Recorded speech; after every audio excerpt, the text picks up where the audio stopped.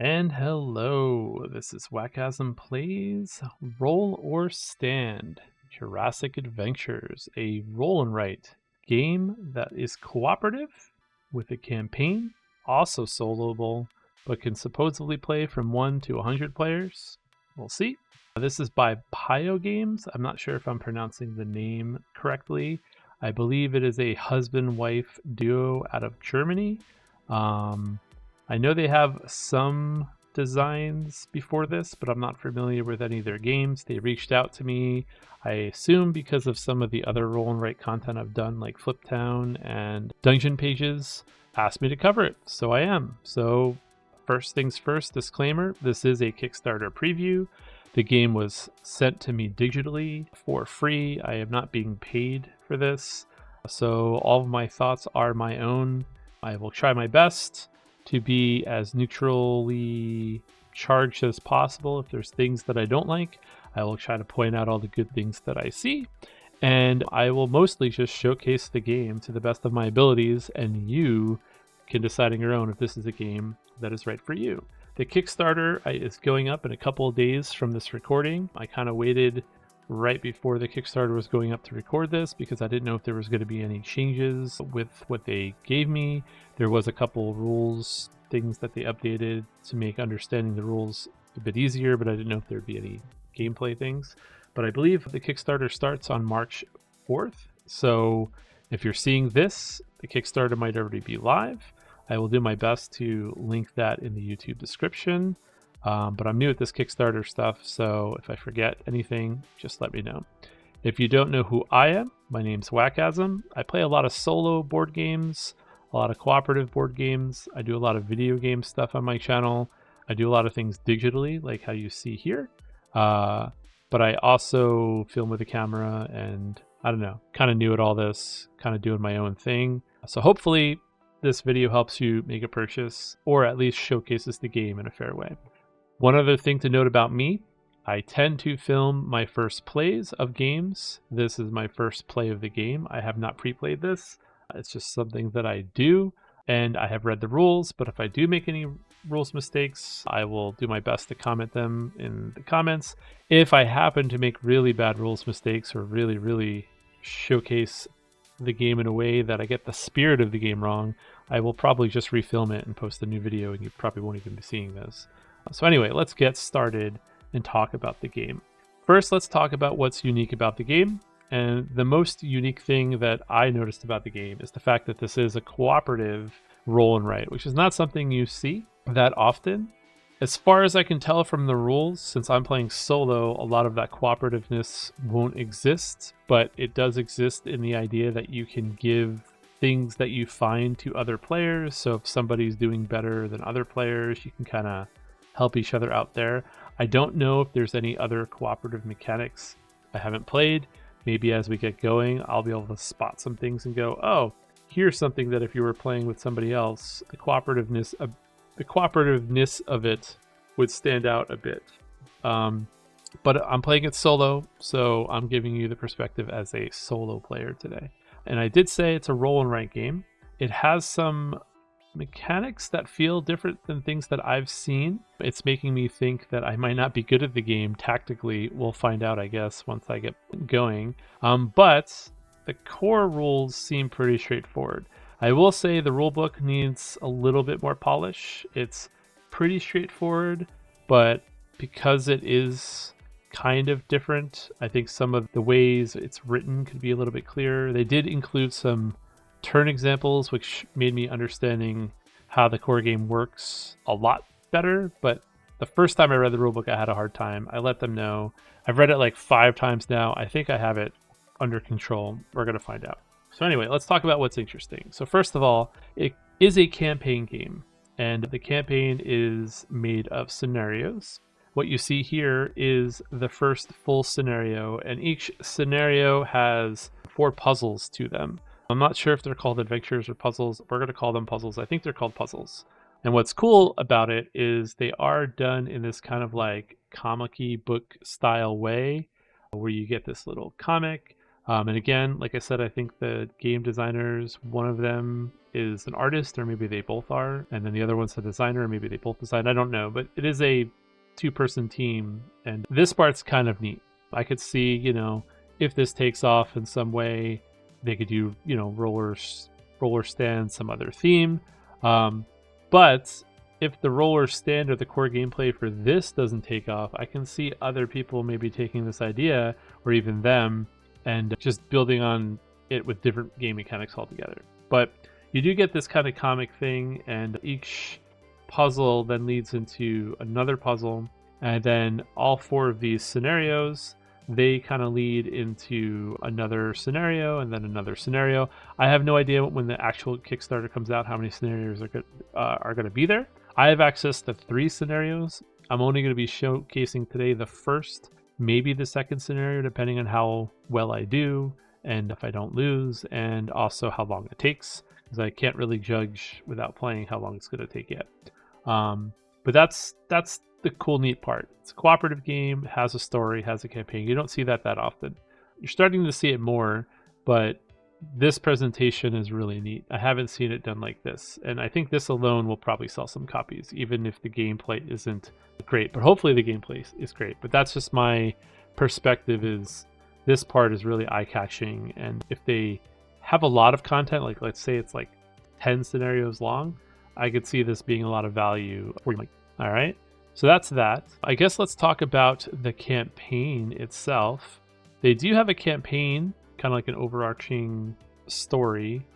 Let's show that, and I guess let's zoom up here. So there is some story. I will read it to you. There is like, I don't know, like a bunch of stuff that I have covered here based on when you play. There's like a success, a delayed, or failing mechanism. And depending on how well you do, you read a piece of text. Sometimes you win, sometimes you don't win, but you keep going, and sometimes you just flat out lose. And it's not all like, you don't always win or lose depending on which outcome. It's not consistent there. So there is a little bit of, if you don't want to be spoiled, try to skip it. I did find this part, and again, this is my own opinion, with all the comic stuff that they did for the core game, I'm surprised there's not like some visuals to go along with this too. Like a 1-2 page comic for this might have also been kind of interesting, but it's fine. Anyway, let's just kind of read this together. So, introduction. Many have dreamt of de-extinction before, but few have pursued it as passionately as Dr. Edmund Franklin. While earlier, I gotta move these dice, hold on.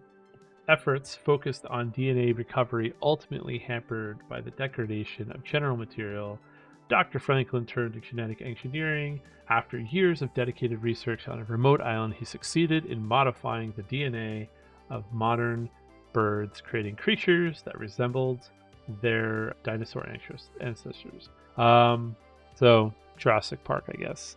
We'll kind of skip over all this just for time, but basically we are animal behaviorists with diverse academic backgrounds, and after weeks of preparation, the day has arrived for us to travel to the Isla Recuerdos, which, if you watch my channel, I'm horrible with names and words. I always feel dumb when I don't know how to pronounce things. I'm sure there's going to be dinosaurs in this game that I don't know how to pronounce, and a smarter person would go research how to pronounce all this stuff before hitting the record button. I didn't do it. But yeah, the home of these remarkable creatures. As your helicopter lifts off, your anticipation grows. And then there's 3 levels of difficulty that you can play the game in. And basically, you start with a different amount of resources to help you through the game. I will, for the sake of hopefully not losing, play on the easiest difficulty. I tend to like playing games on harder difficulties and losing, but because this is a preview, I feel like I should maybe preview the game. So I'm going to play on a 1 circle difficulty, which means each player gains 1 of each tool and 5 ideas. So we'll cover that in 1 second. All right. So that's just kind of the campaign, and then there is the game. So let me now do my best to kind of explain the flow of the game, and then we'll get started. And we'll just see how it goes, because the rules are not that heavy, but some of the things that you have to do are a little unintuitive. At least they were when I read it, but hopefully I understand it. And there is a nice, good turn overview that's going to guide us, and you're going to hear me referencing it a lot. But everything you need is on this one piece of paper, and you'll be able to print it, and you'll be able to play along if you buy the game. I don't know if they have plans on doing a physical release, but this will be like a digital download print play type thing. All right, so let's get started. So let's go to the first comic. We're here to help, not to harm. We are jumping out of I guess we jumped out of our helicopter, and we are on the side. We're Team Dinosaur in this scenario. As you approach the island, a swarm of pterodactyls suddenly attack your helicopter. You grab your paragliders and leap out, rushing toward the research station while dodging their attacks. You wonder what's behind their sudden aggression. All right, so the first thing is there's these two concepts of branching off and touching. Basically, if it has a green check mark with branch off, it means that you can take your lines and like split them up. If they do not have that with the X, then that means you cannot branch. And touching basically just means that no two lines can touch. That's my understanding of the rules anyway. It is worded a little bit weird, but I believe touching is bad, and that's one of the ways that you lose the puzzle. In this particular one, our job is we are supposed to be trying to extend basically the line from the paraglider starting hex and get to this research station right here. That's what we're trying to do. Every time we cross over one of these red, I don't know, star things, we take damage and we lose a heart. And if all the hearts get crossed off, we fail this particular puzzle. Failing the puzzle doesn't mean the end of the game. It just means you fail the puzzle. And basically, some of the criteria for that campaign thing that I was talking about has to do with how many puzzles you fail, and then you lose. But we will cover that right now with the rules. So let me erase this. The actual end conditions where you lose are if a player resolves their final puzzle before the other players and still has unresolved action rows remaining, they continue playing. So basically in a multiplayer game, if you finish your puzzles before other people, they can keep playing the dice part of the game to get items and to get things to pass to other players.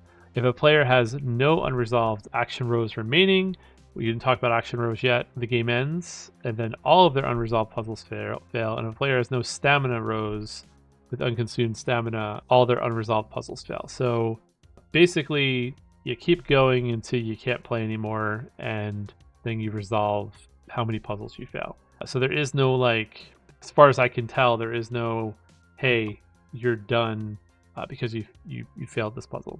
So let's talk about the core gameplay. What are we doing? So we know we have to draw lines, and we know in this particular puzzle we have to get from the paraglider to the research station. But how do we do that? So it's pretty straightforward. Let's talk about it. First thing we're going to do, we're going to roll the dice. And we got 2 5s, okay? In a multiplayer game, one player does the dice rolling, and everyone has their own stamina system that's, hold on, I've lost my place. There we go. Has a stamina system that you can see down here. And basically, every time you roll dice, you're going to be checking your stamina, or the person who rolls the dice is going to be checking their stamina. And single player, it's just you. But I guess once things get going, this was one of the other rules that didn't make as much sense to me from a multiplayer point of view. I assume everyone has the same stamina tracks, and since we're all sharing one pool of dice, I don't know if we all always have the same stamina stuff, but there is this concept of ideas, which also we start with, what did the campaign say? The campaign said 5 ideas. So 5 ideas let you manipulate the dice, but the wording in the rulebook makes it seem like the person who goes first actually is changing the dice. I assume if like the person who goes first chooses 5 and 5 without manipulating, someone else can use an idea to manipulate the dice and for themselves do it, but the rules don't really clarify that. So that's one of the, hey, Pio Games, please clarify that type thing. Maybe someone who does a preview does play it multiplayer and it gets clarified, or maybe there's some sort of preview video that clarifies that. But from my understanding of the views, that was one of the couple things that was not 100% sure. But for solo, it's not a big deal. You roll the dice, and then you check your remaining stamina charges and adjust the dice if necessary. So basically the way it works is if, actually I get one of these tools too. I get one of each of these, which we'll explain what these are in a little bit. You check your stamina, and if you have open spaces for the dice you rolled, you mark them. The fact that we rolled 2 5s is not the best example, but you'll see that like we have 3 6s, 2 5s, a 4, a 3, a 2, and a 1, and then each line kind of has its own distribution of dice. I don't know the reasoning behind the different distributions, but that's just how it is. Whoever rolls the dice, if you ever roll and like say this was our second roll and we rolled 2 5s, you would adjust the dice based on your stamina track 1 lower until you hit an open spot. So if this was our second turn and we rolled 2 5s, we would turn 1 5 into a 4. We would turn another 5 into a 3 because all of our 5s are being, and it forces you to then take the next lower stamina thing. And that's what it says for step 2, check dice. That player checks the remaining stamina and adjusts the dice if necessary. So basically you adjust the dice down. If you're the person rolling the sheets and you don't have space, you adjust it down. Again, in a multiplayer setting, it's still not quite clear what happens when people are at different stamina levels, but doesn't go into very much detail on that. So basically in a multiplayer game, I believe everyone will always kind of be on the same stamina, like checking up the same stamina stuff. I'm not 100% sure on that. That's the only part that has kind of confused me so far, but we'll keep going. It doesn't matter for solo. All right, so we check the dice. We consume the stamina. In this case, we consumed our 2 5s. And then we can prepare actions. So prepare actions have to do with these 2 columns. We have a column here and a column here. And also, I didn't mention it, the dice wrap around, so 6s become 1s and 1s can become 6s. And basically when you have to, let's say like you're out of 1s and you roll a 1, the 1 would wrap around to become a 6 when you have to mark down the stamina. But yeah, so you have these 2 preparation columns, and basically you have to take the 2 values that you get and you have to prepare them. And basically that means you have to choose one of the columns to put a number in, and then you'd have to choose another column to put a number in. And so now is when you can use the ideas. So like if we have 2 5s, I could use an idea to make 1 a 6. I could use 2 ideas to make it a 1, as much as I want. Right now, because it's early, I don't really know what the good strategy to do is, but I can choose either side. So I could do like a 5 here and a 5 here. And I'll explain how this all works in a second, right? So after you prepare your actions, you then would, this is where the whole roll or stand concept comes in. You then would announce to the table, and actually before you do the roll or stand, the other thing you have to do too is you have to circle the number that you write in. So this little directional thing, we're circling the 5s. Then you do the roll or stand step 5, which each person at the table, again for solo, it doesn't matter, but you would pick a side and you would add up all the numbers that are in here. So right now it's 5 over here and it's 5 over here. And you're basically comparing it to this target number. And you basically want to try to get to this target number without going over, which is why there's this like greater than or equal to thing going on here. And as long as you don't go over, it's good. The second you go over, you bust, and you kind of don't get to take the action, which again, I'll double check the rules, make sure I'm explaining that totally correctly. But you would pick a side and you would add it up, and then you would announce to everyone else if you're going to roll or if you're going to stand. If you're rolling again, then you don't really do much.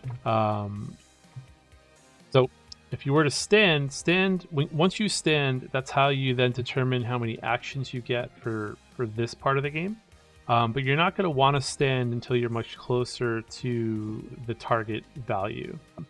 So yeah, I feel like I'm explaining this horribly. Maybe I could just read the rules, but this is definitely one of these games where I just kind of have to show by example, and then hopefully I explain. It makes sense once we get further in. But you would announce to the table, you roll or stand, and if you say stand for one of the sides, then basically you take your actions, you do all the stuff that comes with standing, Or you bust, and if you bust, you basically don't do your actions, but you still like finish the row and you move on to the next row. And busting is bad. And there's specific rules of what you do if you bust, stand, or roll. And if you save roll, it just means that you intend to roll the dice again and put in another number. So like right now, our target here is 12. So even if I roll a 6 on the next roll, I'm not really in fear of busting. But in this scenario, if we got to the roll or stand, I would probably stand, because if I roll anything higher than a 1, I would bust and I wouldn't be able to take my actions. So for this first turn, it's not really like the greatest showcase of the overall flow of the game. I think most people would just say roll, roll, roll, roll, roll, roll, and we move on to another turn where we roll the dice. And that's it. That's the end of the turn. You basically fill in the numbers like we did here, and then you fill in the little, I'm sure there's a name for this, the directional thing at the end. I'll look in the rulebook right now to see what it's called. It's called the action space and line direction numbers. And yeah, you move on to the next turn. So that's the first turn. We're already playing. First turn, we've done nothing with this part of the game yet. All we've done is we've rolled some dice, we filled out some numbers, we looked at our explanation that's written right here, and we did everything. All right. So let's keep going to a point where you can see kind of how this all comes together, and you'll get it. I promise you'll get it in like 3 turns. All right. So we move on to the next turn, and the next turn we're simply just going to roll the dice again. And I think if we were playing in multiplayer, I think we just choose somebody to do it. I don't think it's like I roll, you roll. I think because it's cooperative games, just one person rolls. And these are the 2 dice that we got. So the player who rolls would check their sheets. And again, in multiplayer, I don't know if there would ever be a case where people's stamina would be different. In single player, it doesn't matter because we only have 1 sheet. But we have a 6 and a 4. So in this particular case, all of our stamina are set. Like we have spaces for them, so it's not that big of a deal. But like, let's just say if we rolled another 5, then we would have been forced to make that 5 a 4. And since we only have 1 4 spot, one of those 4s would become a 3, and then our dice would be a 4 3. But since we had a 6 and a 4 and we have the spots to do it, we keep the dice that we have right now, a 6 and a 4. And then now we have to choose where we want to put our 6 and where we want to put our 4. Okay. So that's what we got to decide now. So I think I'm just going to do the smart thing, and I'm going to put a 6 on this side, and I'm going to put a 4 on this side. So we roll the dice, we check the dice, we make sure that we have remaining stamina spots for them. We consume the stamina, that just means we filled in the spots. Then we are preparing our actions, and that's what we're doing with the numbers right now. We write the dice results in the active rows and circle, the matching line direction numbers. So because we put a 6 in over here, and we put in a 4 over here, that's all we do there. And then now we are going to decide, do we want to roll or stand? So I can pick a side. I'm going to say I want to roll for this side. But this side, this total is 12, and we already have 11. We're adding these up, and we are at 11. So we're going to stand on this side. So let's cover what standing does now. Standing means that we now take our actions. And actions are as follows. So the first thing we're going to do is we're going to do some math. We're going to look at our target number. Well, actually, I think there's an order of how we do this. We resolve the action row. Let me make sure I get this correct. All right, so I kind of wish they put this somewhere, like what you do for the resolving of the action row. They could have made it clearer, but the first thing you do is you're going to cross this number out. I guess it's to indicate that this row is now being resolved. Okay. Next, you're going to cross off whatever bonus is over the highest number. So in this particular case, it's over the 6 because these are kind of empty, which means I get another idea. And again, I could have been using these ideas to manipulate these numbers. Like I could have turned this 5 into a 6. I could have turned this 6 into a 1 and given myself more room to maybe get some tools. And this tool right here is a bonus. And we didn't even talk about tools yet, so don't worry. If you're wondering, wakasm, what's going on, we haven't talked about it yet. So since we stand, we do this first. We check this off. We check off the bonus. We give ourselves the extra idea at the bottom. And then we calculate the difference. So these two right here is 11. This is 12, which means that it's 12 minus 11, or minus, oh, sorry. No, I'm saying it wrong. We're calculating this total. So all this matters is that we don't want to go over this. If we go over this, we bust. Now that we haven't busted, we're doing this total minus this number right here. So 11 minus 6 is going to give us 5 action points. Okay, so a little bit weird, but that's what this is. All right, so 11 minus 6 gives us 5 action points. And in our little line diagram, we only have the 6 and the 5 circled because that's all we were able to circle so far. All right, so what does this mean? Now we get to do the puzzle part. Okay, we have 5 actions. Okay, and our 5 actions are pretty much, each action is drawing a line. So 1, 2, 3, 4, 5. That's 5 actions. 1, 2, 3, 4, 5. And I'll write better lines when I actually do it. But each action is writing a line. Okay, but we can only write the lines in the line directions we have circled. So right now we can basically only go northwest or southwest with our lines, which, considering how this map looks, not the greatest outcome for the direction, because we basically can do only this with our lines. But that's where tools come in. You'll notice the tools down here are all associated with different lines. So basically, if I ever really need to go north or south, I can use a book. If I ever really need to go in a diagonal direction that I don't have unlocked, so either southwest or northeast, I can use binoculars. And then, what is this, like a sword, like a machete? It would help us go north, west, and southeast. All right. So that's what the tools do. The tools kind of give you extra lines to help you navigate these paths. Another thing that you can do is this right here. If there's a direction you really want to go, I can pay 2 of my actions to circle another number. So like if I wanted to, for 4 of my points, I could circle these 2, and then I would have 1 action left to draw a line, and that's something that you could do. So with everything that I have going on, I basically, right now, without spending any other actions, I could do this. I could go 5, 6, 5, 6, 5, 6. And again, we're trying to get up here. But if I go over one of these red lines, I lose health. So instead, what I think I'm going to do is just try to do this a tiny bit smarter. And I will use one of my tools that I have, and I will use this book, and I will go north first. And we're going to go north first with the book. Then we're going to go 6, 5, 6, 5, 6. So that's 5 actions. 1, 2, 3, 4, 5 lines. Okay. And this one right here was free. The tools don't count as one of your actions. All right. So on our very first turn, we've made it from this paraglider all the way to here. We dodged these dinosaurs, and we made it basically to this spot right here. And that's it. That's basically the whole first turn.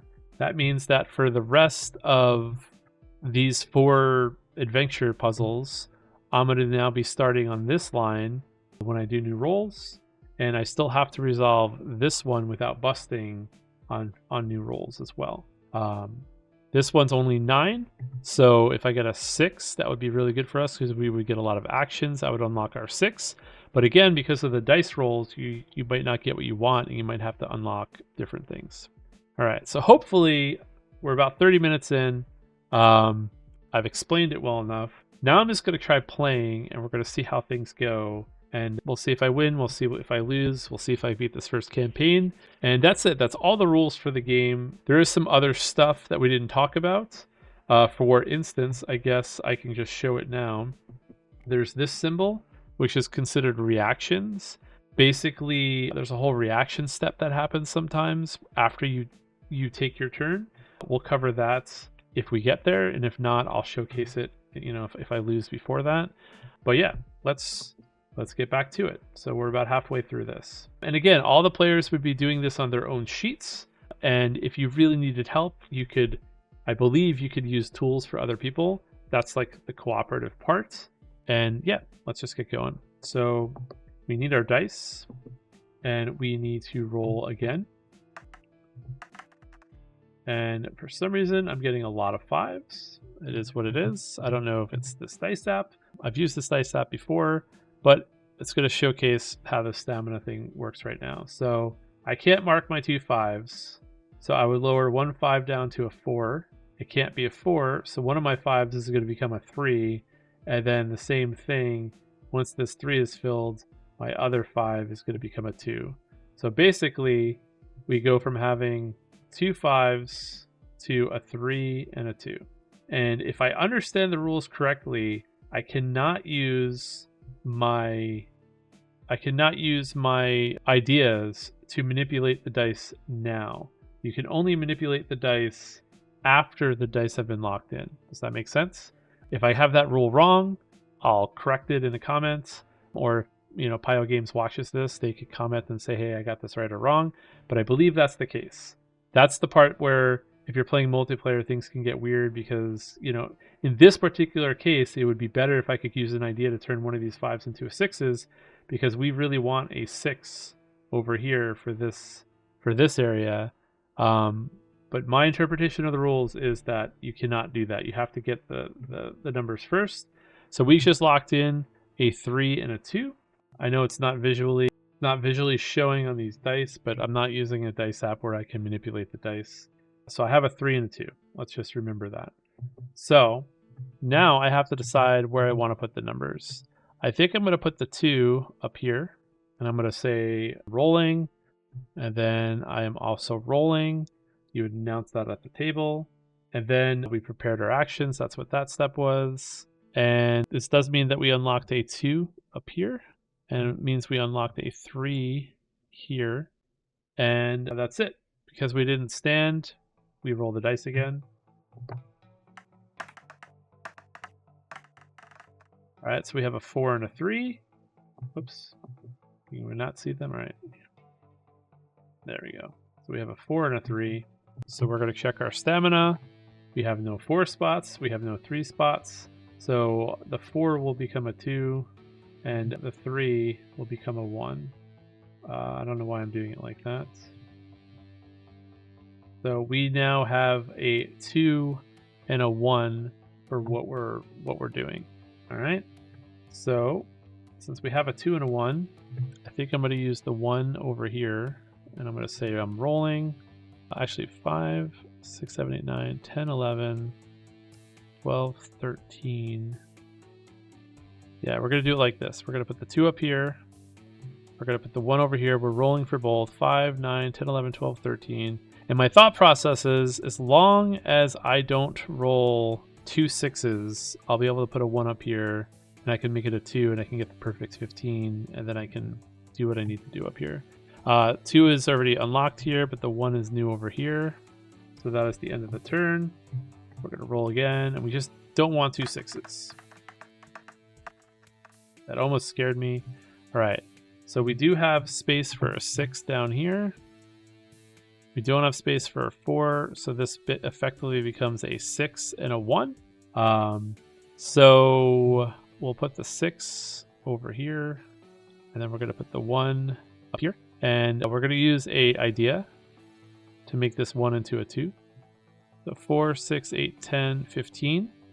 All right. And then now we declare, are we rolling or standing? I'm going to roll on this side, but I'm going to stand on this side, which means that we're going to cross this off. We're going to compare this total. This is 15 minus 9, which means we're going to get 6 actions. But maybe I should have kept this as a 1. Hold on. I probably should. This is the part where the tactics and me don't really make sense. I need to figure out what I can even do with this. If you don't have a good path, what's the point? So yeah, I am going to not use an idea. So let's undo some of this. We need that. Actually, yeah, we are going to not use an idea and make this a 1 so that we can unlock this 1, which means this is going to be 14, which is going to give us 5 actions total. And then now we can move upwards. And let's see what we can do with moving upwards. So if we move upwards, we can, with 1 action, go this way. And then we have access to 1, 2s, 5s, and 4s. So basically we can't go northwest or southeast. I could go northwest with a machete, and I think that's what I'm going to do. I'm going to use a machete. We go northwest once. And then I'm going to use a 5. Actually, no, this is still pretty bad, actually. Nope, we're going to use a 1. We're going to take a damage. That's our 2nd, 3rd, 4th, 5th. Well, actually, you know what? Let's undo all this. I don't have to use the machete then. Let's do it like this. Let's not use the machete. You just do it like this. We'll do up 1, 2, 3, 4, 5. All right, this way we don't have to take any damage. Now, we didn't talk about these spaces. Basically, if I draw 1 line, I get a free binoculars. This number is basically how many lines you have to draw to get the thing. So, you know, it would have been better had we like snuck around this way, got the binoculars and got closer, or this way.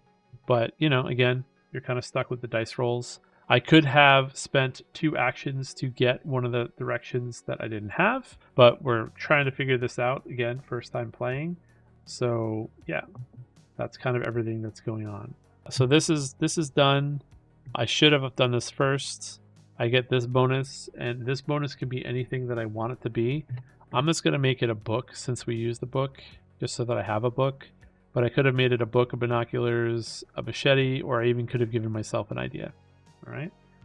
So that's the end of this turn. Now we're going to start on this new preparation line, and we are going to roll again. Now, here's kind of a specific example where it doesn't matter what I roll, even though I roll a 6 and a 4. I only have 2 stamina spots left. I have a 1 and a 6. So if I was the player rolling in a multiplayer game or in solo, basically my dice are guaranteed to be a 6 and a 1 no matter how I roll them. So whenever you're down to just 2 spots, basically you're taking those numbers. So that is a little bit that you can kind of plan ahead. So I know that I'm doing a 6 and a 1 this turn. 6, 7, 8, 9, 10. We don't want to put the 6 here. So we're going to drop the 6 here on this side. We're going to drop the 1 on this side. 6, 7, 8, 9, 10, 11. I guess, see, this side has the 6 unlocked, which is pretty good for what we're looking for. But let's double check what we actually need. We can go up, left. All right, so let's look. We want to be able to go in the 6 direction, in the 1 direction, in the 6. So we might pay for a 5 on this one and just get a lot closer. I think that's probably what we're going to do. So we're going to keep the 1, 6, 7, 8, 9, 10, 11, and we'll do one. We'll gamble and hope that we can get what we have. We have a lot of ideas, so we don't have to like really risk too much.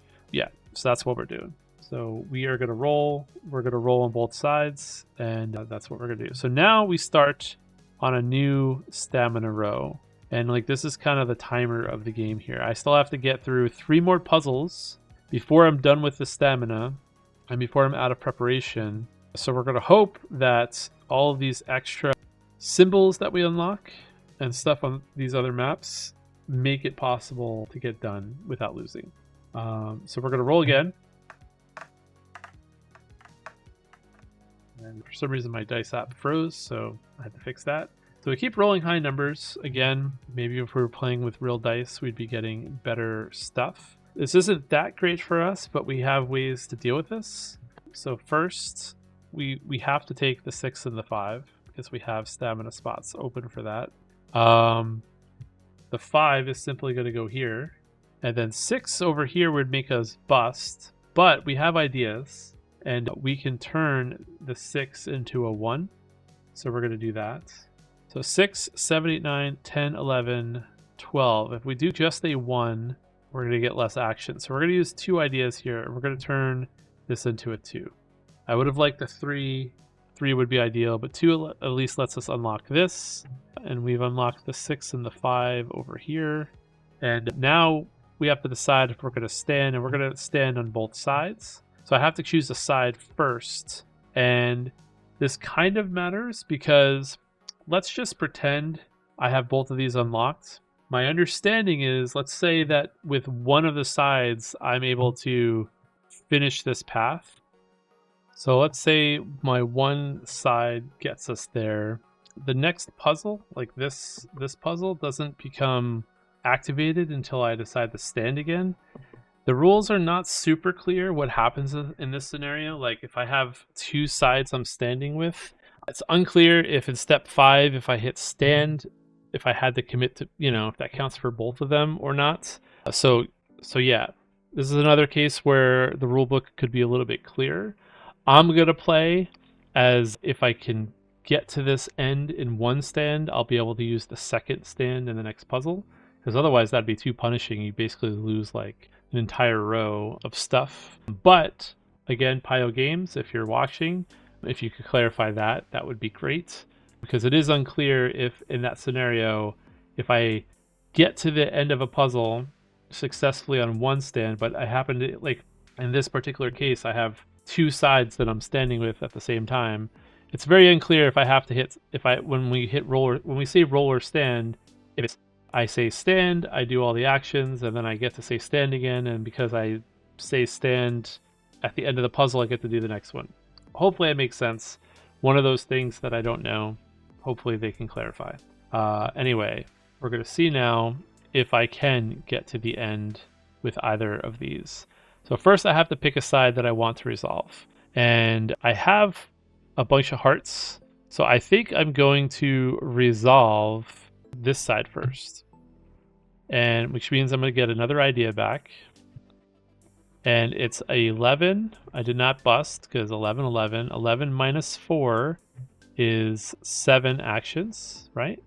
11 minus 4, is my math there correct? 6, 7 actions, and I only have access to 6s and 5s. I could pay to get 1, 2, 3s and 4s if I want to, but this is kind of one of these interesting scenarios where 6s, I could do this: 6, 5, 6, 5, 6, and I take 2 damage, but I only lose if I take 3 damage. Somebody used the hearts basically as a resource, and yeah, I finished this puzzle. Now I do have 2 actions left. I had 7, and this only cost me 1, 2, 3, 4, 5 lines to do. Those 2 actions definitely don't carry over to the next puzzle. But this is that exact scenario that I'm pretty sure the order of how you do the stands matter. Because like I said, technically you don't move on to the next puzzle until you stand again, right? It's not like the 2 extra actions that I have. I have 2 actions and a 5 and a 6. So I couldn't just like do this. Those 2 die. But I can, I believe, start on this stand action now on this new puzzle. So first, let's talk about let's continue the story and see what happens. All right, so now I'm part 2 of this scenario. So this better be worth the wait. You reach the research station only to find it abandoned in ruins. There's no one around, and it's clear the staff left in a hurry. To find out what happened, you power up the computer and begin extracting the last communication logs. So this one we can't branch off, we can't touch other lines. But this one, it wants us to extend up to 4 regular lines from the folder in the start hex. So that's this area right here. And it wants us basically to activate 6 log file bonus hexes. So I just need to get 6 of these. And I can do it in any direction. I could start lines in any direction. But I need to get 6 of them. And basically we covered it already. But for instance, if I want to get this one, I have to have 2 lines adjacent to it and I get it. But if I want to get this 5, I have to have like 5 lines adjacent to it. So so how you do that matters. And so we're gonna stand with the other side and see what we get. So we have 6, 7, 8, 9, 10. Wait, 6, 7, 8, 9, 10, 11. We have 13 here, minus 8, which is 5. And we have access to 4 directions right now. We can go up, up left, up right, down right. And you know what? I'm gonna do something real quick that might make things a little bit easier. I'm gonna pause and do a mid-edit change. So I added the directions on the screen. I should have done this from the beginning. Can't go back in time now, but this should help us talk about it a little bit more. So we have 5 actions, and we basically have 6, 1, 2, and 3 at our disposal. So what is the best way to take advantage of what we have? Probably the best way to take advantage of this is just to go this way, because this is the directions that we have.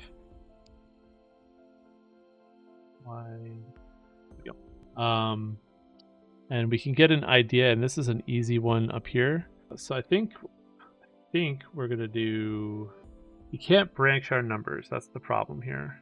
But we're gonna do a 2, a 3, a 2, a 1, and I want to go after this 5 or just go for this 1 here. 1, 2, 3. Yeah, we'll do it this way, I guess. Probably not smart. I probably should be cutting in here and then getting all the easy ones. Like there's 2 easy ones down here to get. But I don't know. I don't know. Haven't played. Don't know what the right strategy is. So that's 5 actions. 2, 3, 2, 1, 2, and we have all those unlocked for this particular preparation line that we're on. All right, and then that's it for the turn. We're gonna hope that we're doing the right thing, and we are gonna move on. So let us get our dice back. Maybe we'll stop getting high numbers. All right, we got a 5 and a 1. All right, so let's see. We have spaces for both, so we are taking this 5 and the 1. And we got to figure out where we want to use them. I guess we'll use the 5 up here. And I guess we'll use the 1 over here. 1, 5. And yeah, I understand for consistency purposes why they keep these directionals the way they are, but it would be nice if like maybe the directionals were different, so there'd be like more weight to choosing like a high or a low number on one side versus the other. But yeah, it is what it is. But I feel like that would be an interesting way to make the sides a little bit more worthwhile. But that's it. We're going to roll for both sides. We're not standing, so we're going to end the turn. And we're going to roll again and just see how things go. All right, so we rolled a 4 and a 1 this time. So we're going to keep both of these dice. And I think we're going to split it up now. So a 1 and a 4 together isn't that good because we have to go up and down. But we do have these extra tools. So let's just look at our map and figure out like what directions we want. We want to go up, but we don't want to go up and down. But would a 3 be more helpful in this particular case? I don't know. A 3 could be helpful if I don't think a 3 would be helpful at all right now. Well, 3 would be helpful maybe if I went downwards like this way. What about a 5? I could turn a 4 into a 5, or I could turn a 1 into a 6. Those are my options here. A 5 and a 6 is kind of interesting because 5s and 6s just kind of get us over here. But I kind of want to go this way if possible. So to do that, we could do 5, 6 like this. And then maybe even unlock a 4 if we need it to go down. Or no, we have a book to go down. So yeah, maybe I think that's what we're going to do. Yeah, so I'm going to rewrite the 4 in here. So I think we're going to use an idea to give us a, oh wait, we already have 5 over here. What was, oh, we want to give, I don't know what I was thinking. We have 5 unlocked already, so 5, we can't, unless I use 2 ideas. All right, our numbers are 1 and 4. Can a 5 and a 4 combo do much for us? 5, 4, yeah, okay. 5 and 4 is good, actually. You know what? 5 and 4 is good. So we're going to do the 4 over here, and then maybe we'll turn a 1 into a 6 over here. So we used one idea. We turned our 1 into a 6. We kept our 4, 9 and 13, 7. So we're kind of at risk of busting for the first time if I roll really poorly on this next roll. But I think it's a risk we're gonna have to take, and we'll just address it after we roll. So we're gonna roll. We don't want 6s. We don't want really high numbers. I guess it doesn't. I guess with the stamina system, okay, we got really high numbers. We got a 6 and a 4. So let's see how bad this actually is for us. A 6 and a 4. So we have 9 over here. So 4 is perfect for this side. We got to turn the 6 into a 1 on this side. So we're going to use another idea. So we're quickly running out of ideas. So 5, 9, 13 on this side. So we're going to stand on this side. So 13 minus 7 is 6. And it's all 5s and 4s. So hopefully we can do a lot with that. But we might have to actually spend 2 actions to get a different number on here. But we have some tools available to us as well. So let's see what we can do with 5s and 4s. So 5s and 4s are this way. So we can do 1, 5, 1, 4, 3, 4, 5, 6. And you know what? We have this one already. Now we have 2. And how many do we need to get? We need to get 4. No, we need to get 6 logs. So we're halfway there with what we have. We have 6 logs. We can still try to come up this way and get these 2 logs, and then we just have to pick another direction to get the last 2 logs. So 1, 2, 3, 4, 5, 6. That's our 6 actions. We also forgot to do this, so let's do it now. We cross this off. We get a binocular set, and that's it. We're going to roll on this side 6, 7, 8, and we're going to hope we can, manipulate whatever we need with what we have going on. 1, 2, 3, 4, 5, 6, 7, 8. All right. So we know we're going to be getting a lot of 2s and 3s from our stamina. So we have a 3 and a 4 here. We have no more spots for 3s. So basically this is going to be double 3s. And 6, 7, 8. So we're going to use an idea to turn 1, 3 into a 2. So we have 1, 6, and 2 here. And then on this side, we're going to do a 3. And now we're going to stand on this side. So 10, we don't bust. 6, 7, 8, 9, 10. 10 minus 7, we have 7 actions to work with, all in these directions. So let's see, how can we best use this? So first we can use 2. We can use a 1 and a 6 to do this. 1 and a 6. So now we have 5 more actions left. And we can start our path this way with the 6s. So we can do 1, 2, 3, 4, 5, and is that all of our actions? We did 2 over here and then 5 over here. We had 7. Is that what we had? 7 actions, and they were all 6 1s and 2s. So let's double check, make sure we didn't cheat. We did 1, 2 over here, and then we did 1, 2, 3, 4, 5, and they are all 6s and 1s here. They're all 6s and 1s. We didn't use any 2s at all. That does give us this. So we have 1, 2, 3, 4 files done, and we can still always come down here to get the easy files. If we need to, we can try to get this easy file up here still. So we're good there. All right. And so we're going to roll. And I think I forgot to give myself the machete too, so let's do that real quick. Gotta remember to do this every time. I get a machete. Right.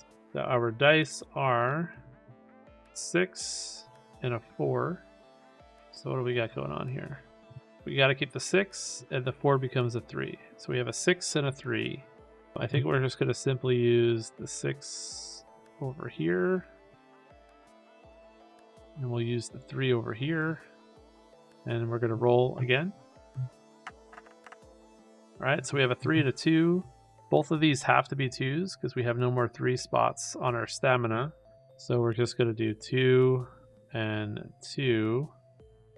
And we've got a 6 and a 2 over here. 3, 6, 7, 8. All right. We know for sure that our next two dice are going to be a 5 and a 2. 6, 7, 8. So, we'll roll, but they have to be a 5 and a 2. 6, 7, 8. We could make this a 4 with an idea. Turn the 5 into a 4. And give this side the 2. 6, 7, 8, 9, 10. And then we're gonna stand. We don't bust. 4, 6, 12. It's gonna give us 6 actions in these directions now. 2 3s and 4s, and we get another machete if we need it. All right, so let's go check it out. What's our plan here? We have 2 3s and 4s, so it seems like we just go this way.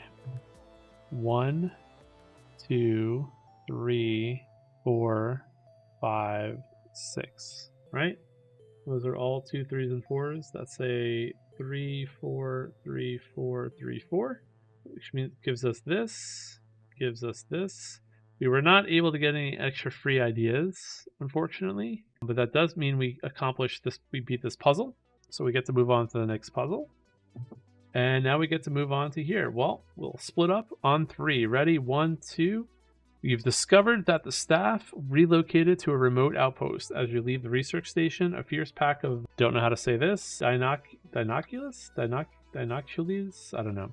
Dinosaurs, raptors, I guess we'll say. They're not raptors though, these are the bird ones. Surround you to escape their razor-sharp claws. You decide to split up and hurry to the new location. So, we have to extend 3 regular lines from the team start hex to the outer edges of the grid. Regular lines that have already reached the outer edge may be touched by traced lines. Traced lines continue after touching a regular line. So this is the first one that has reactions. We'll cover how this works now once I do it. But basically, all these dinosaurs are going to be drawing lines, and we kind of have to pay attention to that, and we have to try to escape, and we can't branch off or touch. So we got to do it from 3 unique lines, and I'll explain how that goes once we start drawing on this. But first, that is it for all of our stuff. We decided to roll on the other side, so we're going to start a new dice turn, and we're going to roll. So we have a 3 and a 5. So we're going to start with both of those. All right, so we have 6, 7, 8, 9, 10. So we're going to do 5 on this side. And we're going to do 3 on this side. And we are going to be standing.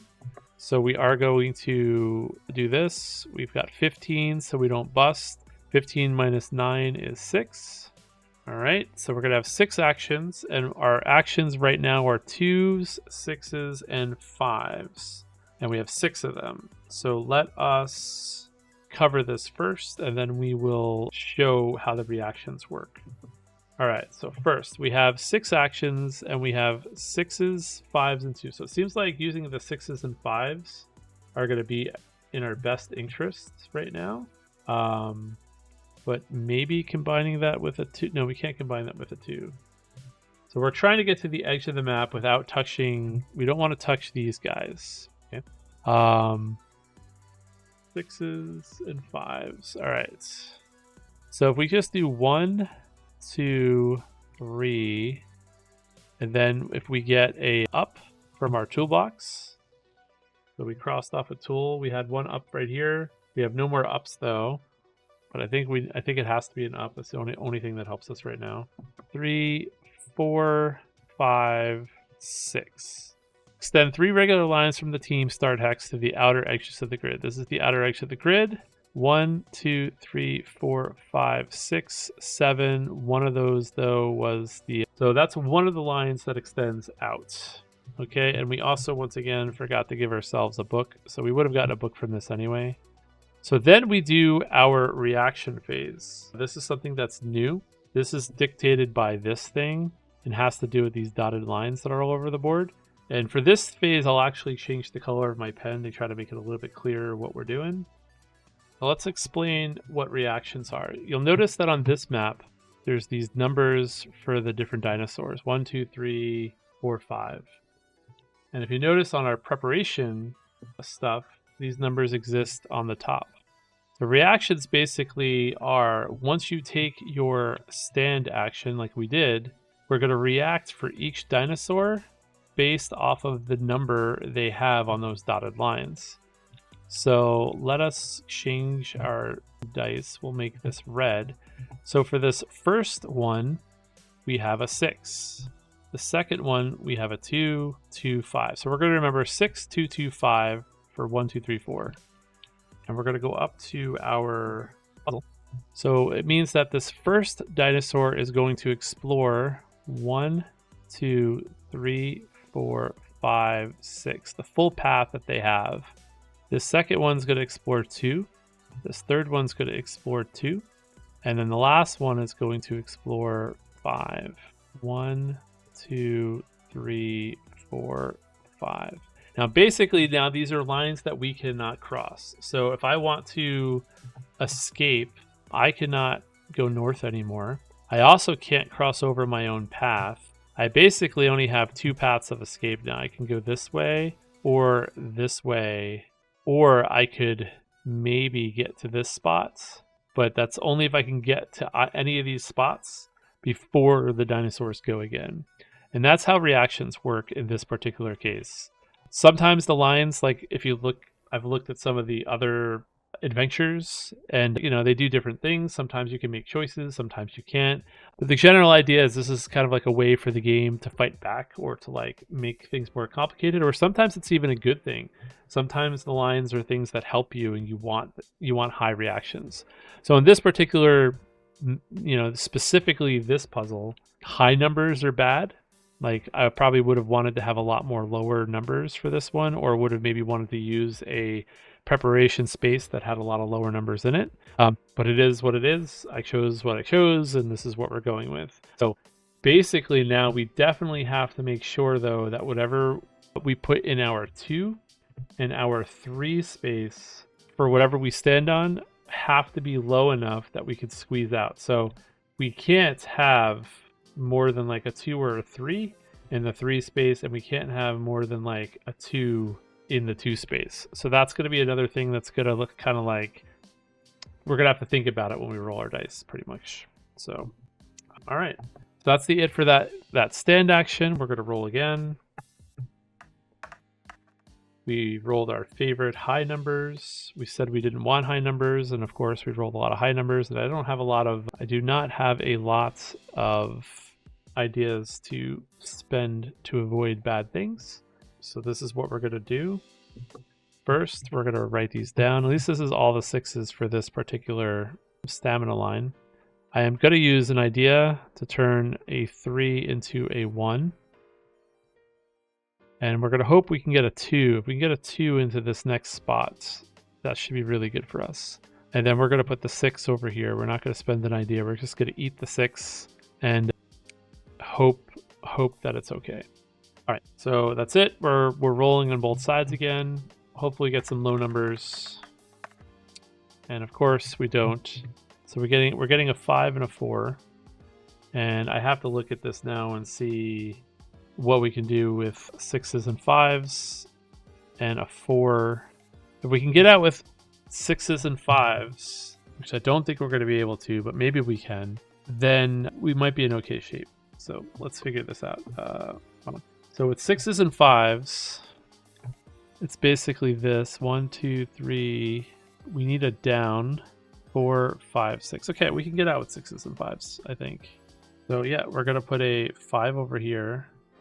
And then I think we're just going to put the 4 over here and hope that we can get out on this side. We still need a 2. But yeah, we're going to stand on this side. We're going to get an idea back here. So we have 2 ideas again.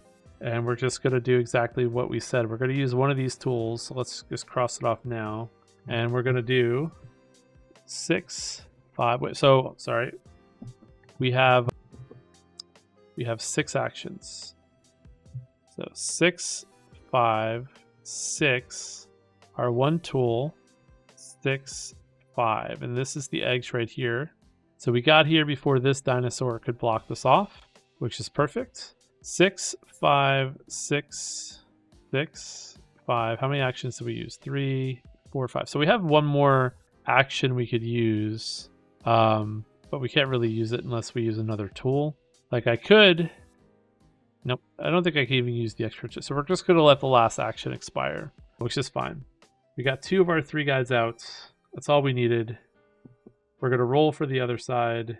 We only have 1 more preparation side over here and 2 more over here, though. So this is all we have left to get out of this last puzzle. So hopefully things are not too dire for us.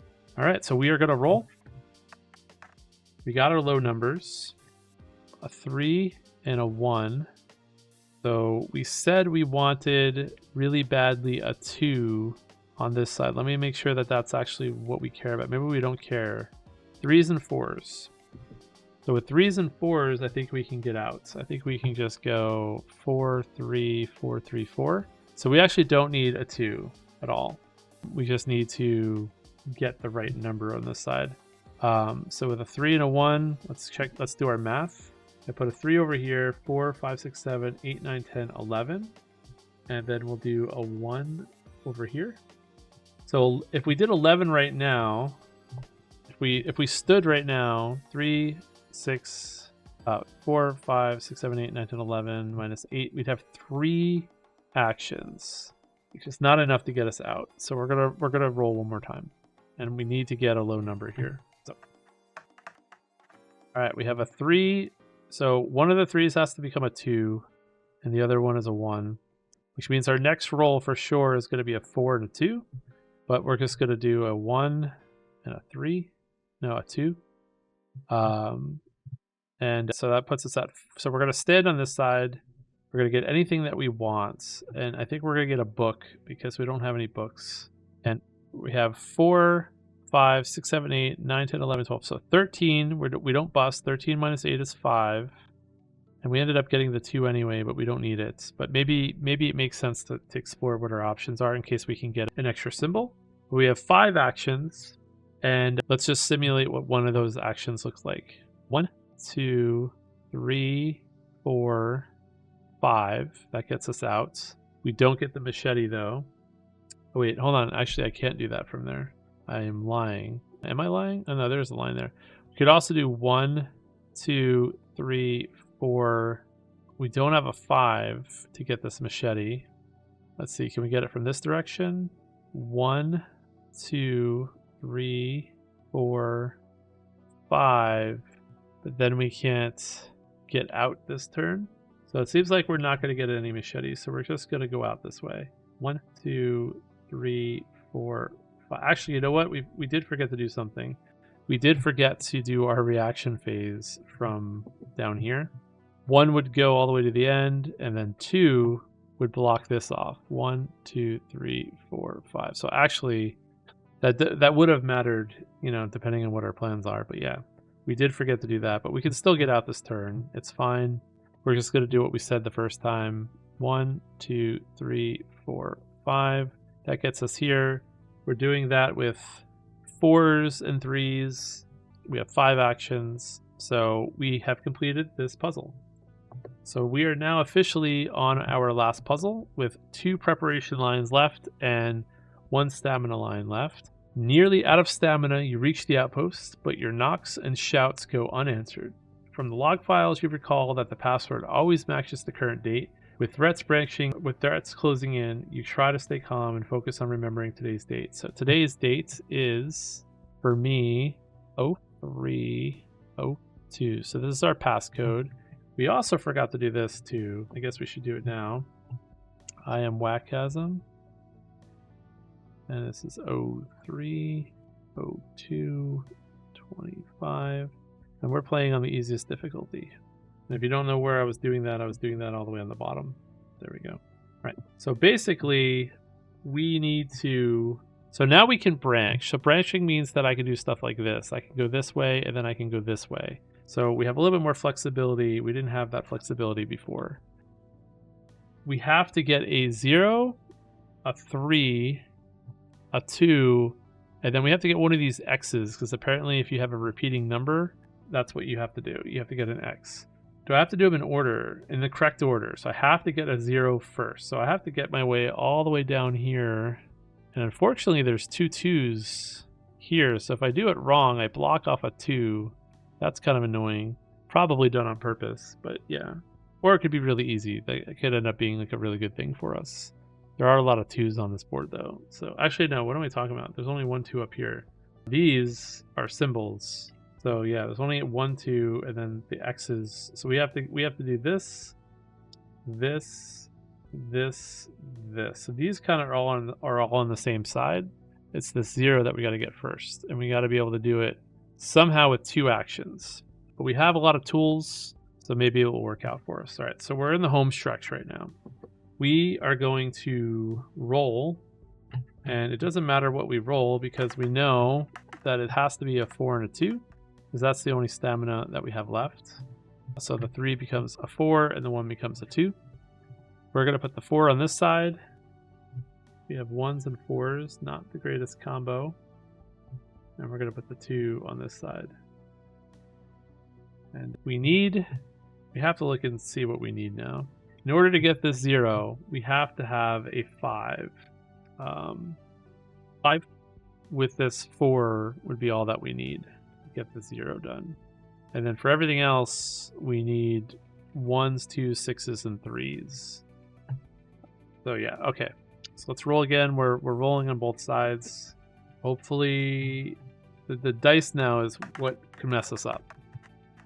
We got a 5. That looks like what we want, and we got a 2, which I'm not sure we want the 2, but we can discuss that in a second.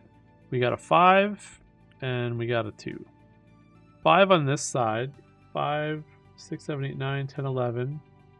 With 4 actions, is that enough to get to the 0? Let's see. 5, 9, 10, 11. We're probably going to try and get a 2 here. And we need another number, so I think we're going to use an idea to make a 1 on this side. And we're just going to hope that we can get a 2. We're going to gamble a little bit. We need to get a 2. We only have 1 idea though, so if I roll high, I could bust. 5, 9, 10, 11. Let's look at the map. With 4 actions, can I get what I need? 1, 2, 3, 4. I can if I use a tool.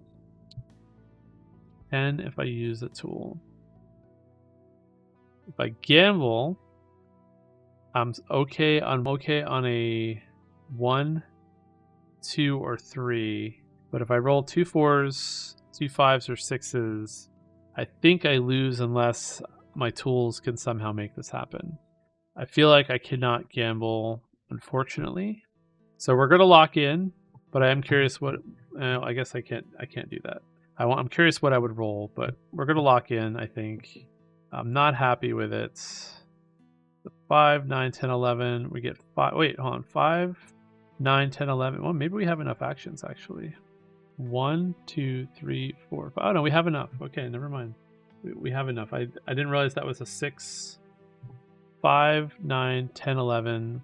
Perfect. So we're going to go 1, 2, 3, 4, 5. Using 5s and 4s. We get this 0 taken care of. So now we have to get this 3, this 0, and this 2 done all in one stand, which I don't know how we're going to do. But we did get a machete. So maybe that will be enough to get us there.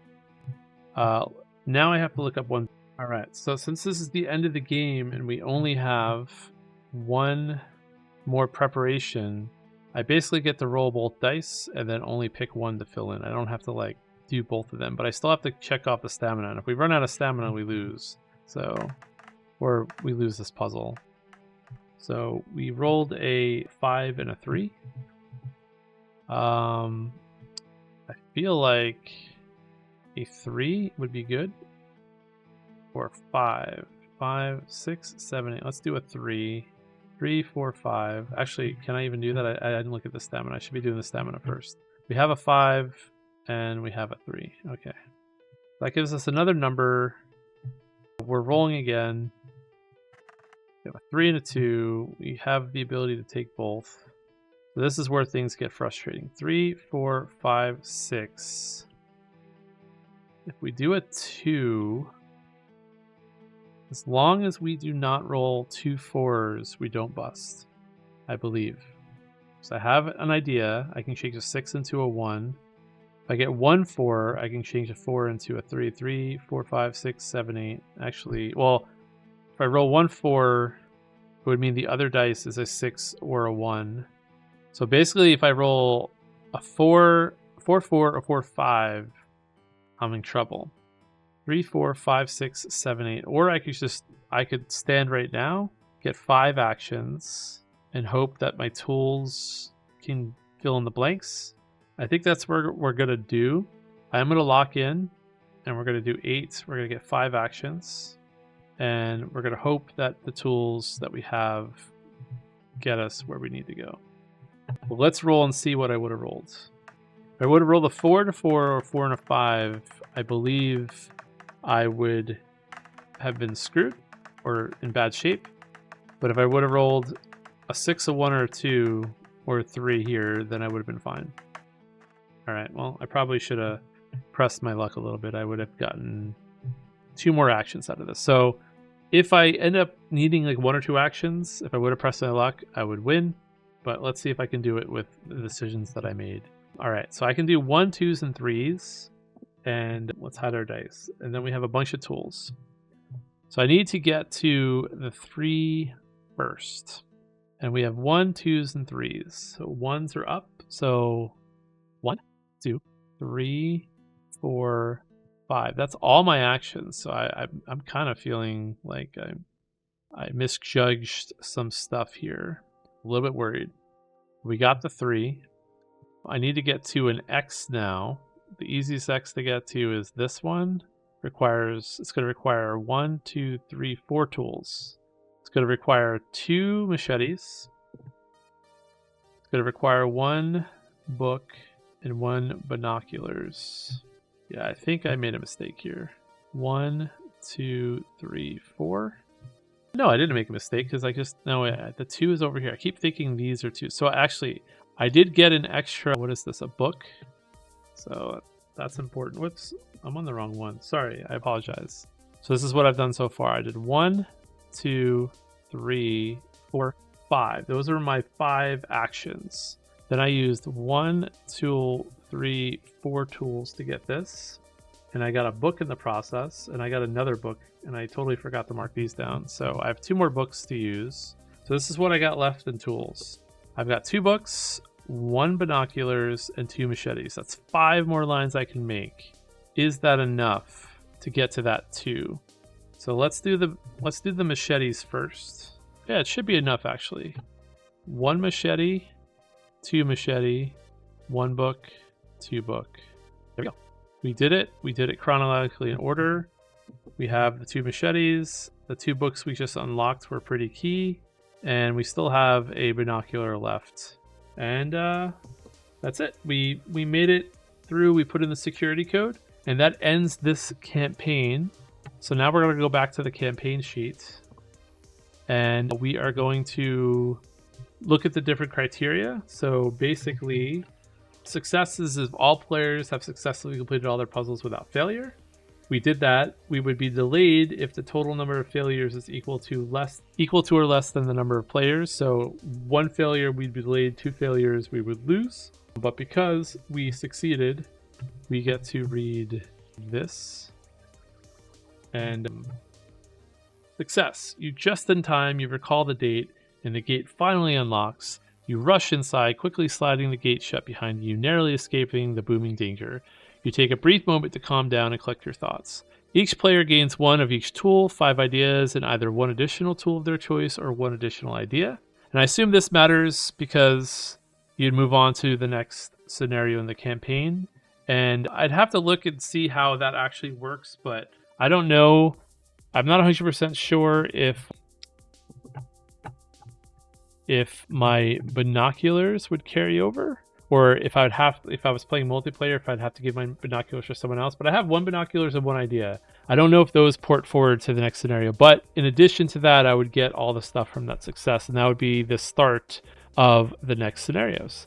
And this went on for longer than I thought it would, so we're not going to play the next part now, but we can kind of showcase a little bit of what they look like. So let's do that. So if we were to continue on, There'd be inside, there's no sign of the scientist. Instead, it seems that the mercenaries have forcefully taken over. One of them is even using an electric prod on a juvenile T-Rex, while his team laughs sadistically. You need proof of this for use later. So I guess we are at the terminal now, and we're looking for files. And here, we'd have to choose a camera. We'd have to extend 2 regular lines from it, one to the T-Rex and one to the mercenary hex. So we basically would have to choose, we'd have to choose one of these, and then we'd have to get a line here, and we'd have to get a line here because they're not allowed to touch, and they're not allowed to branch off. And it says from 1, so I don't think you can do like this to this. And again, you could take pit stops to try to get more symbols, so you can kind of go around this way. But as you can see, it's not always that easy to do that. And then I guess one thing of note too is, I guess we can compare it right now. Actually, no, these are slightly different. So the values down here you seem mostly the same, but I noticed this number changed and this number changed, so they're not exactly the same between them. And again, I guess I could do that toggle one more time, but you can see that some of those values change. Seems like it's just some of these, like you get more here, less here, more here, maybe. And so that's one interesting way that they can kind of, I guess, through playtesting, tailor the game a little bit, give you a little bit more leeway on the amount of actions that you get. But yeah, that's it. We would do this. We'd move on to this. This is another reaction. This one's cool because this has reactions, but basically you're fighting along the side of the dinosaurs. That one's a really fun thematic one. And then there's this one, which you start looking for the T-Rex that runs off. And then it keeps going. There's a whole nother scenario after this that I would not show, that they're going to reserve for the Kickstarter. And then again, on the Kickstarter page, maybe they'll reveal there's even more to the story and more to continue. So hopefully this gave you a rough idea of how to play. Again, when I teach and play, I play a little bit slower. So this went way longer than I thought it would. Probably once you get used to the rules and you're just playing, this probably takes about 30 minutes to play. And since I am playing digitally, there is a little bit more that requires me to like look up here and then look down here and then come back up. If you were playing on a piece of paper, you'd have a much easier time. I do think, though, this is just another piece of feedback, that they should put the little compasses, the line directions on the sheets. Like quite literally, I'll do it right now.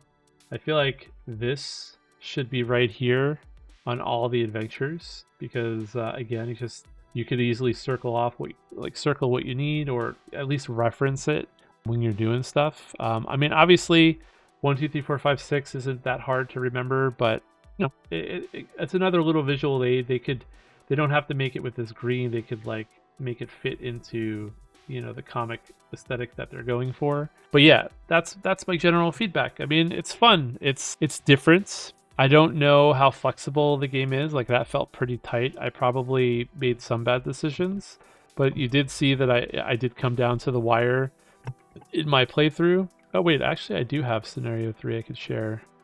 Nope, just kidding. I can't share it. This was a joke. I blanked it all out and said the game's coming out on Kickstarter. So yeah, bad joke on my part. But yeah, looking at my game, I mean, it was really tight. I probably got really unlucky with some of the high dice rolls. Like I was forced to kind of what's the word I'm looking for here? I was forced to kind of do things really early with like a lot less directions. I didn't use this at all. I feel like if I would be forced to have to pick a direction and lose actions, I don't know, I would have definitely ran out. But I also didn't really ever successfully get many extra bonus powers. And so maybe those two like cancel each other out. Maybe if you get better directions, you can maybe seek out more powers. I don't know. All I know is that there's 3 levels of difficulty. It did feel really tight. So based on that, you know, you might have to see if this game is for you or for not. But I would definitely at least continue playing the campaign, at least play through it once solo. And if it's a long campaign and they maybe start doing more creative things, like I could see them maybe doing something fun where they do one big panel kind of like a Dungeon Pages style thing where it's like one big final thing where all of your preparation goes into it. But it does look like they are trying thematically to do different things with the system. And yeah, they just need to clarify some rules, iron out the rules a tiny little bit, maybe talk about some of those edge cases, make sure that I didn't teach it wrong. And yeah, that is the Roll or Stand Jurassic Adventures. Hopefully you liked this playthrough. I'm going to send this to them today. Hopefully they like it. And again, if you feel inclined, this is where you can find me. You can support me on YouTube. I do have a Patreon with not a lot of supporters, but I've got some. And thank you if you are supporting me that way. Otherwise, I'll see you next time. Thank you for watching.